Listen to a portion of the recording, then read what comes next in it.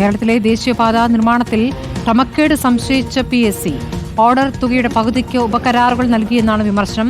National highway authority പ്രവർത്തനത്തിൽ സമഗ്ര ഓഡിറ്റിനാണ് ശുപാർശ. ഉത്തരവാദികളായ ഉദ്യോഗസ്ഥർക്കെതിരെ നടപടി വേണമെന്ന ആവശ്യം ഉയർന്നിരിക്കുന്നു. അതിൽ പാലോട് വിവരങ്ങളുമായി. അതിൽ കേരളത്തിലെ ദേശീയപാത നിർമ്മാണത്തിൽ ക്രമക്കേട് ഉണ്ട് എന്നുള്ള സൂചനകൾ നേരത്തെ തന്നെ ലഭിച്ചാണ്. ഇപ്പോൾ PSC എന്താണ് വ്യക്തമാക്കുന്നത്? പാർലമെന്റിന്റെ public accounts committee chairman KC വേണുഗോപാലാണ് ഈ വിഷയം ഗൗരവമായി തന്നെ ചർച്ച ചെയ്തിരുന്നു. പബ്ലിക് അക്കൗണ്ട്സ് കമ്മിറ്റിയുടെ റിപ്പോർട്ട് ഇപ്പോൾ പാർലമെന്റിന് നൽകിയിരിക്കുന്നു എന്നുള്ള വാർത്തയാണ് പുറത്തു വരുന്നത്. ഇതിൽ ഗുരുതരമായ ക്രമക്കേടുകൾ സംശയിച്ചുകൊണ്ടുള്ള റിപ്പോർട്ടാണ് ഇപ്പോൾ പാർലമെന്റിന് നൽകിയിരിക്കുന്നത്. 185 പേജുള്ള റിപ്പോർട്ടാണ്.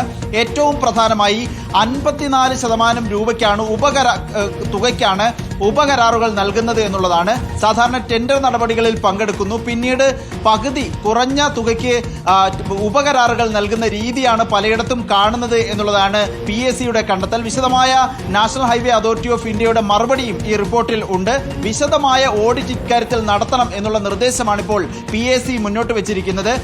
കടമ്പാട്ടുകോണം കഴക്കൂട്ടം ഹൈവേയിൽ തന്നെ, ആ റീച്ചിൽ തന്നെ 3500-ലധികം കോടി രൂപയാണ് ടെൻഡർ എടുത്തിരിക്കുന്നത്. പക്ഷേ അത് ഉപകരാറായി നൽകിയിരിക്കുന്നത് 800ഓളം കോടി രൂപയ്ക്കാണ്. ആ രൂപത്തിൽ 50% ഒരു തുകയ്ക്ക് ടെൻഡർ എടുക്കുന്നു, പിന്നീട് അത് പകുതി തുകയ്ക്ക് ഉപകരാറുകൾ നൽകുന്ന ഒരു സ്ഥിതിവിശേഷമുണ്ട്. ഇക്കാര്യത്തിൽ വിശദമായ ഓഡിറ്റ് നടത്തണം എന്നുള്ള, സമഗ്രമായ ഓഡിറ്റ് നടത്തണം നാഷണൽ ഹൈവേ അതോറിറ്റി ഓഫ് ഇന്ത്യയുടെ പ്രവർത്തനങ്ങളിൽ എന്നുള്ള നിർദ്ദേശമാണ് പബ്ലിക് അക്കൗണ്ട്സ് കമ്മിറ്റിയുടെ റിപ്പോർട്ടിലുള്ളത്. 185 പേജുള്ള വിശദമായ റിപ്പോർട്ട് പാർലമെന്റിൽ മേശപ്പുറത്ത് വെച്ചിരിക്കുകയാണ്.